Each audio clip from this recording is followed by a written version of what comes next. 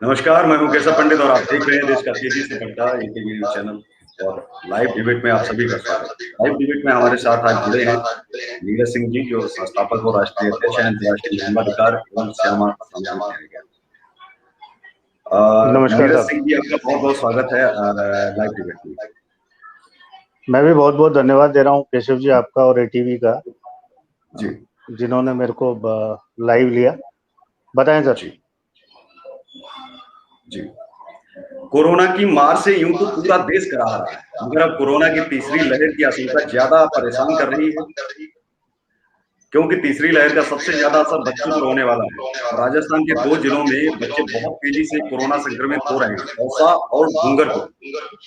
बच्चों में कोरोना का संक्रमण परेशान करने वाला है। राजस्थान में कोरोना महामारी की चपेट में बच्चे आने लगे हैं। तीसरी लहर को जो लेकर के हमारे मन में आशंका थी, वो बिल्कुल वैसी ही हो रही है, क्योंकि 600 बच्चे अब तक संक्रमित हो चुके हैं। नीरज सिंह जी, इस पर आप क्या कहेंगे? ये सिस्टम की बहुत लाचारी है, सरकार की बेबसी है, केशव जी, क्या बहुत इसे कहें? दुविधा की स्थिति है। जी, जैसे कि हमारे मुख्यमंत्री साहब ने भी जो जन अनुशासन पखवाड़े के नाम से लॉकडाउन किया है, जिसका अर्थ आम जनता समझ नहीं पा रही। जी, प्रशासन भी क्या है, आम जनता का सहयोग चाह रहा है, लेकिन वो सहयोग मिल नहीं पा रहा प्रशासन को। जी, तो इसलिए क्या है कि बहुत दुविधा की स्थिति बनती जा रही है, क्योंकि जी, हर व्यक्ति अपना काम निकालने के लिए बाहर निकल रहा है और वो जी, बहुत दुखदाई है। और उसको आइडिया नहीं है कि वो खुद बाहर निकलता है और जब वो घर में घुसता है तो वो बच्चों को संक्रमित कर रहा है।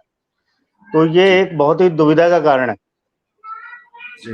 और इससे क्या है कि सर, आने वाला कल बहुत ही भयानक होगा जी। अगर आज हम संभले नहीं तो।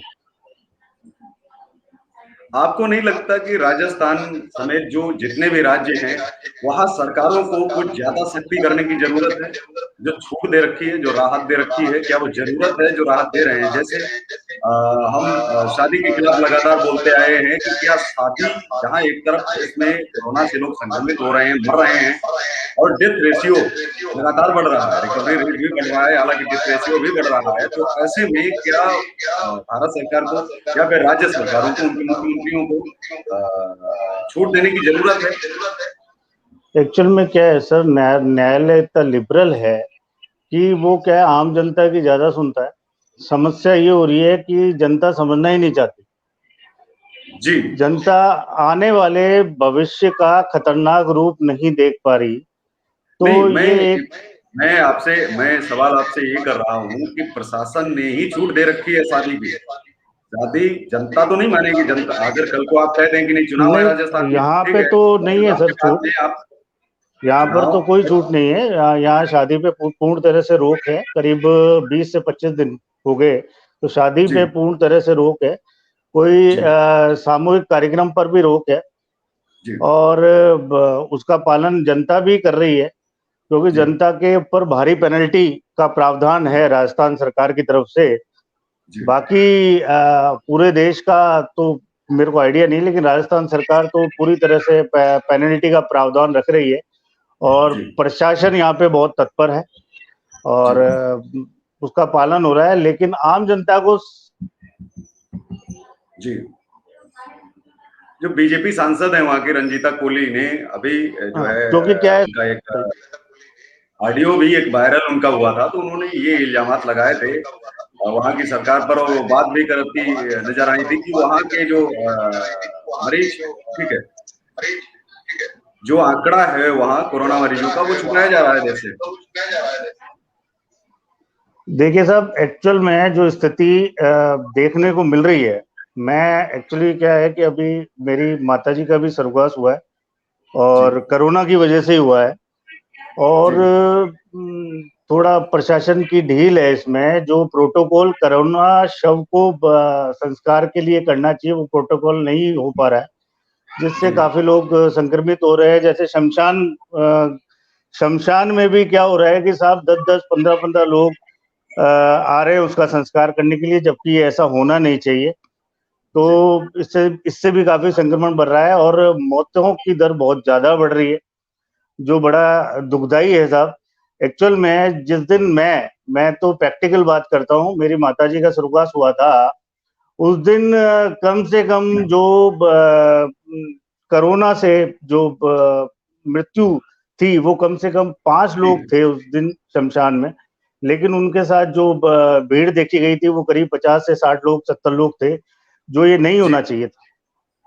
तो ये भी एक बहुत बड़ा कारण है जिसको जनता समझ नहीं पा रही है, और ये प्रोटोकॉल होना ही चाहिए कि हाँ, हमारा क्या है कि बहुत लगाव होता है, जो मनुष्य इस दुनिया से जाता है उससे बहुत लगाव होता है। भारतीय संस्कृति ऐसी है, वो माँ को भी बहुत प्यार करता है, भाई को भी बहुत प्यार करता है, बच्चों से भी बहुत प्यार करता है, लेकिन स्थिति को समझने की जरूरत है सर।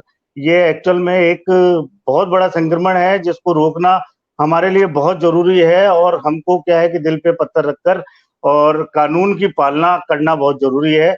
और मैं तो सरकार से यही आह्वान करूंगा कि इसमें सख्ती ज्यादा से ज्यादा बढ़ा दी जाए, लॉकडाउन का पूरा पालन करने के लिए मजबूर कर दिया जाए लोगों को, जिससे इसकी चैन टूटे और ये इसका रेशो कम हो। जी हाँ केशव जी।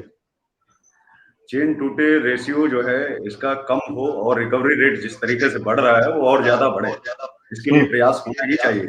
लेकिन मेरा एक सवाल छोटा सा ये भी है कि साथ में जो सरकारें हैं उनको खुली छूट केंद्र ने दी हुई है कि वो अपनी नीतियां बना सकती हैं, अपनी वहां पर लागू भी कर सकती हैं।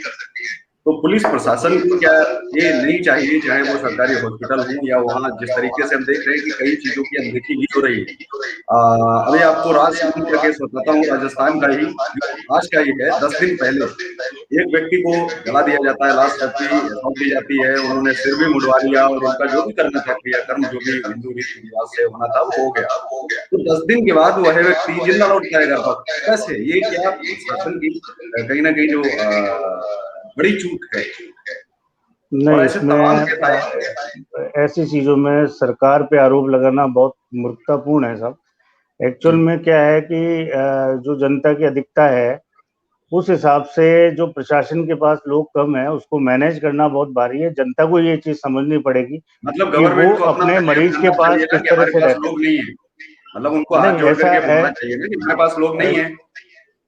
ऐसा ऐसा नहीं है कि जी बॉडी का गलत उपयोग किया जा रहा है।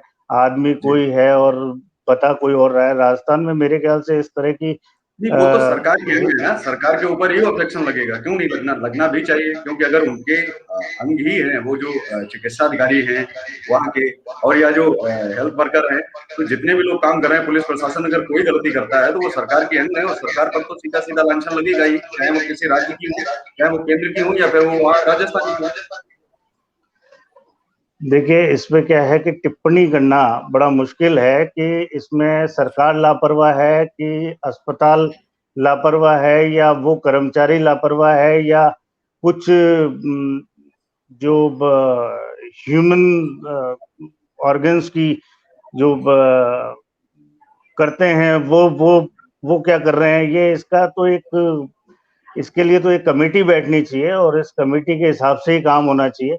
और कमेटी में तो इसमें समय क्या है लगेगा ना। कि जो कोरोना पेशेंट आता है वो, और जो डिस्चार्ज होता है वो, और जो जिसकी मृत्यु होती है वो, उसका पूरा का पूरा डेटा सरकार के पास रहना बहुत जरूरी है। और इसके लिए सरकार को कोई ना कोई नीति अवश्य बनानी चाहिए, क्योंकि कमेटी में तो समय अब लगेगा। तो सर जैसे आप जैसे एक चीज आप देखिए कि पिछली बार जो चीज हो गई थी, मैंने आपसे फिर कह रहा हूँ कि कमेटी बनाने में और नई नीतियां लाने में इनकी पीछे जो है किस तरीके से जो कार्यशैली है वो कहीं ना कहीं इनकी बहुत ही स्लो है, धीमी है।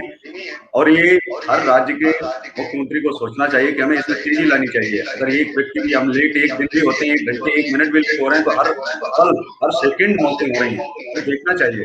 तो तैयारी करने के चक्कर में इटली साफ हो गया।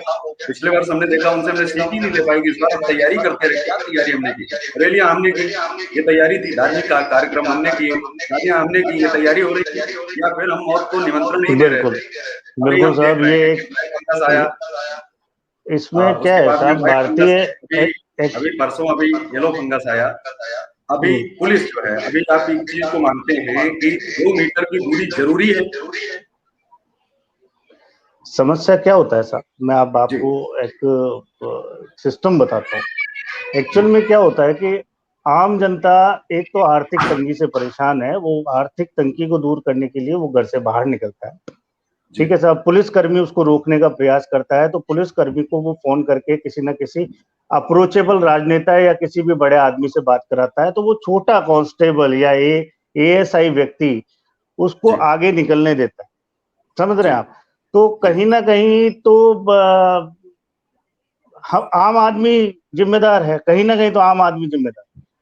सबसे पहले तो क्या है कि आम आदमी को अनुशासन में रहना पड़ेगा, उसके बाद ही हम इस चीज को कम कर सकते हैं। कहीं ना कहीं हर व्यक्ति जिम्मेदार है, चाहे बिल्कुल हर व्यक्ति जिम्मेदार है साहब, हर व्यक्ति जिम्मेदार है। हाँ, और सबसे बड़ी बात है कि रॉबिन हुड बनने की कोशिश करता है, और ये कोरोना वायरस ऐसी चीज है जो अच्छे अच्छे आदमी को ढेर कर रहा है। इसमें अच्छा अच्छा आदमी जो बहुत कल तक बहुत बिल्कुल स्वस्थ था, 2 दिन में उसकी डेथ हो रही है। मतलब ये संक्रमण एकदम से लंग्स में पहुंच रहा है, और ठीक होने के बाद भी जो कोरोना पेशेंट है जो ठीक हो रहे हैं, तो उनको ऐसा लगता है कि हम पूरी तरह से ठीक हो गए, तो उनमें भी कई आ रही है। जैसे आपने ब्लैक फंगस की बात कर रहे हैं, किसी के सांस में प्रॉब्लम आ रही है, किसी के ऑर्गन्स वीक हो गए। बहुत बहुत बीमारियां इस कोरोना से, बहुत बीमारियां आगे बढ़ रही है सब, बहुत स्थितियां ज्यादा खराब हो रही है सब। अच्छा, इसके साथ साथ क्या शराब बेचना जरूरी है सरकारों के लिए? सब शराब एक नेगेटिव चीज है, और शराब से इनका वित्त बहुत अच्छा होता है, और इसको बंद कर पाना बहुत मुश्किल है सरकार के लिए, क्योंकि इससे एक इससे एक हमें समझ लें कि हमें इसके साथ समस्या जीना पड़ेगा, क्योंकि जीना तो नहीं कह सकते। नहीं, इसको बंद करना चाहिए, लेकिन आप इस चीज को बंद करेंगे तो ब्लैक मार्केटिंग होगी। समस्या ये है, तो हर चीज की हो रही है ना। आप अभी थोड़ी देर पहले सर आप बोल रहे थे कि यहाँ से निकल नहीं रहे हैं लोग। इसमें क्या है सर, आम आदमी को जागरूक होना जरूरी है। प्रशासन के लोग, एक लिमिट होती है सर प्रशासन की। आप 5 से 7 लाख लोग हैं ऑल ओवर इंडिया में जो सरकारी नौकर हैं। सर मेरी बात समझने की कोशिश करना, पुलिसकर्मी की बात कर रहा हूँ मैं। अब वो इतने से पुलिसकर्मी, अब जैसे हमारे यहाँ पे करीब लाख, आप ये मान के चलो 50-60 हजार लोग हैं जो पुलिसकर्मी है राजस्थान में, जो करीब 7 करोड़ लोगों को मैनेज कर रहे हैं। तो ये तो संभव ही नहीं है कि प्रशासन इस तरह से मैनेज करे। इसमें तो अनुशासन आम जनता को ही रखना पड़ेगा, और आम जनता ही बहिष्कार करे। और सबसे बड़ी बात है कि जैसे आप शराब की बात करते हैं, तो शराब का बहिष्कार हमारे यहाँ की जो महिला है वो आगे होके करे तो 100% बंद हो जाएगा। अगर महिलाएं आगे होके और शराब की दुकानों पर आप आगे होके विरोध जताएंगी तो 100% बंद हो जाएगा, या वो कोई विज्ञप्ति दे, या जैसे भी महिलाओं को आगे आना पड़ेगा। विरोध करने से नहीं चलता है देश, कानून संविधान से चलता है। विरोध करने से चले तो सरकारों का भी विरोध होता है, क्या वो इस्तीफा दे देती है? नहीं देती हैं। हम विरोध पुलिस की कार्यशैली पर भी सवाल उठाते हैं, विरोध उनकी गलत नीतियों का भी करते हैं। क्या पुलिस का गलत कृत्य करना छोड़ देती है? नहीं छोड़ती है। मानवाधिकारों का हर रोज उल्लंघन और हनन हो रहा है, और हम देश के पिताते भी आ रहे हैं। तो क्या ऐसा उनके लिए संभव है कि उसको जो छोड़ पाए? मुझे लगता है कि देश जो है संविधान से चलता है, और उनकी कार्य क्षमता ज्यादा होनी चाहिए, जिस पर कोई सवाल ही क्या नहीं उठाया संविधान से चल पा रहा है सर? क्या संविधान से चल रहा है क्या? संविधान से चलना चाहिए सर। इस देश को ब्यूरोक्रेसी चलानी चाहिए, अभी राजनेता चलाते हैं। समस्या यहाँ हो रही है ना सर। और आप शराब की बात करते हैं, तो शराब के सबसे बड़े ठेकेदार ही राजनेता है जी। वो ऐसी कोई पॉलिसी नहीं बनने देंगे जिससे कि ये चीजें बंद हो, क्योंकि इसमें क्या है, मिडिल क्लास या आम आदमी तो आएगा नहीं। शराब के ठेकेदार सर, अब तो ठेका पद्धति वापस आ गई, 1-2 करोड़ में ठेके छूटे हैं, तो वो अपनी नीति से कहीं ना कहीं तो बेचेंगे। और इसमें आप किसी को भी देख लीजिए, चाहे इनडायरेक्ट वे में या डायरेक्ट वे में, इसमें कई राजनेता जुड़े हुए हैं शराब के ठेकों में। नहीं, तो इसके लिए आप इस बात से तो सहमत ही होंगे कि फिर केंद्र सरकार भी इसके लिए जिम्मेदार है कि वो अगर सीधे इनको निर्देशित करे कि आप इन सबको बंद करिए, क्योंकि जो देश के लिए जरूरी है वो सबसे पहले हो। इसमें क्या है कि अपनी अपनी पॉलिसी है साहब, केंद्र सरकार तो हर जगह हस्तक्षेप नहीं कर सकती, इसमें राज्य सरकार को आगे आना पड़ेगा।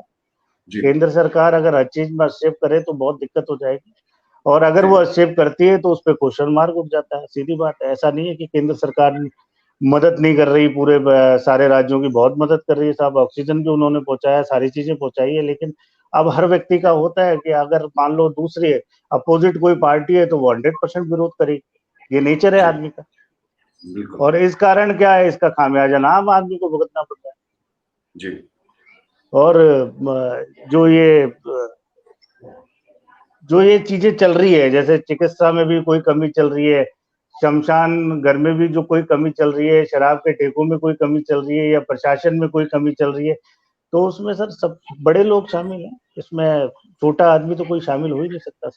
तो जनता के लिए क्या मैसेज आप देना चाहेंगे अपने संगठन की तरफ से कि मैं क्या तो उनके जनता के लिए बस यही मैसेज देना चाहूंगा, जी नहीं, मैं क्योंकि आपसे अभी सवाल अपना मैं मैं आपसे अपना आम जनता पहले से, सवाल करता हूँ सॉरी, कि पब्लिक से आम आप जन अपने संगठन की तरफ से जो आप कहेंगे वो आप एक तो क्या आप उनको बताना चाहेंगे कि क्या उनके अधिकार हैं, क्योंकि ऐसे में लोग ये जानना चाहते हैं कि हमारे अधिकार क्या हैं और हमें करना क्या चाहिए ऐसी स्थिति में, तो आप क्या मैसेज सबसे प्रायोरिटी में तो जो कोरोना का जो प्रोटोकॉल है उसको निभाना जरूरी है, और आम जनता से मैं यही अपील करना चाहूंगा, 20 दिन 25 दिन 1 महीना 2 महीना घर पे रहने से भुखमरी नहीं आएगी। आपको बहुत संस्थाएं हैं जो सेवाएं कर रही है, घर तक खाना भी पहुंचा रही है। हमारी भी संस्था पूरे पूरे इंडिया में हर जगह खाना भी पहुंचा रही है, ऑक्सीजन की व्यवस्था भी कर रही है, सारी व्यवस्थाएं होगी, लेकिन थोड़ा सा पेशेंस रखने की जरूरत है और सरकार का सहयोग करने की जरूरत है, प्रशासन का सहयोग करने की जरूरत है।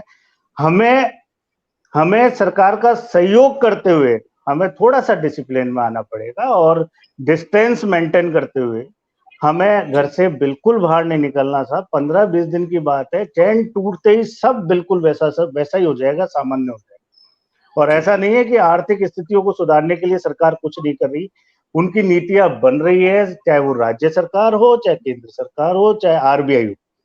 जिस तरह से उन्होंने पिछली बार लोगों को ईएमआई का भी भरोसा दिलाया था, सारी चीजों का, फाइनेंस का भी भरोसा दिलाया था, ऐसा नहीं है कि सरकार साथ नहीं है, सरकार बिल्कुल साथ है। साथ हाँ, 2-4-5 लोग जरूर इसमें गलत हो सकते हैं, पूरी सरकार गलत नहीं हो सकती। जी, हमें सरकार का सहयोग करना चाहिए और बिल्कुल करना चाहिए साहब, बिल्कुल सहयोग करना चाहिए। आरोप प्रत्यारोप ये तो नेचर है आदमी का, लगा देता है, लेकिन आप उनकी जगह आके तो देखो साहब किस तरह से वो खुल के। अब हमारे यहाँ पे मैं एक नाम लेना चाहूंगा, हमारे यहाँ पे परिवहन मंत्री हैं प्रताप सिंह जी खाचरियावास, मतलब इतनी लगन और इतनी मेहनत मैंने कभी किसी मंत्री की यहाँ नहीं देखी। जी, सब मिलके काम कर रहे हैं। हमारे अरुण जी चतुर्वेदी, कालीचरण सर्राफ बीजेपी के जो है, और इसमें कांग्रेस बीजेपी कुछ भी नहीं है साहब, जो जो आदमी मदद करने के लिए तैयार है वो कर रहा है साहब, खुल के मदद कर रहे हैं साहब, बहुत अच्छा। हमारे यहाँ पे मैडम है, क्या नाम है उनका, दिव्या कुमारी जी, वो भी बहुत अच्छी मदद कर रहे हैं। राजवर्धन जी हैं जो एमपी हैं बीजेपी के, वो भी बहुत अच्छी मदद कर रहे हैं। रघु शर्मा जी कांग्रेस के चिकित्सा मंत्री है, वो भी बहुत अच्छी मदद कर रहे हैं लोगों।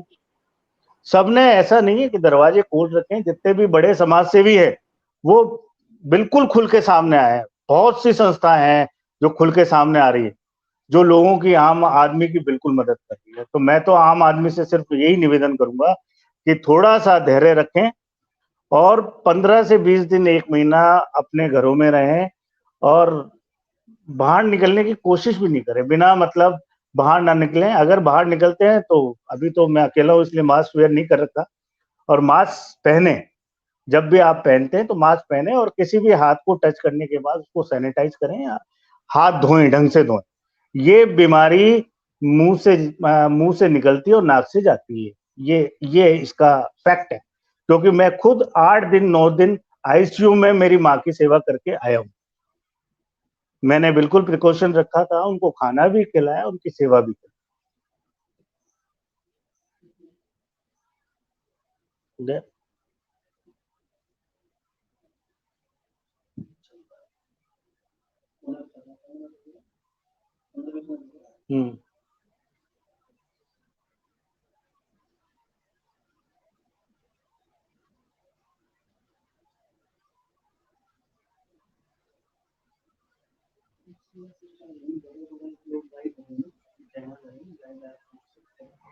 इसके लिए सर एक तो डेटा वाईफाई का बहुत खतरनाक होना चाहिए, पहली चीज कैमरेज बहुत होने चाहिए। मैं भाड़ जाऊंगा। मैंने कोई गलत बात थोड़ी बोली, वो रिकॉर्ड थोड़ी हो रहा है।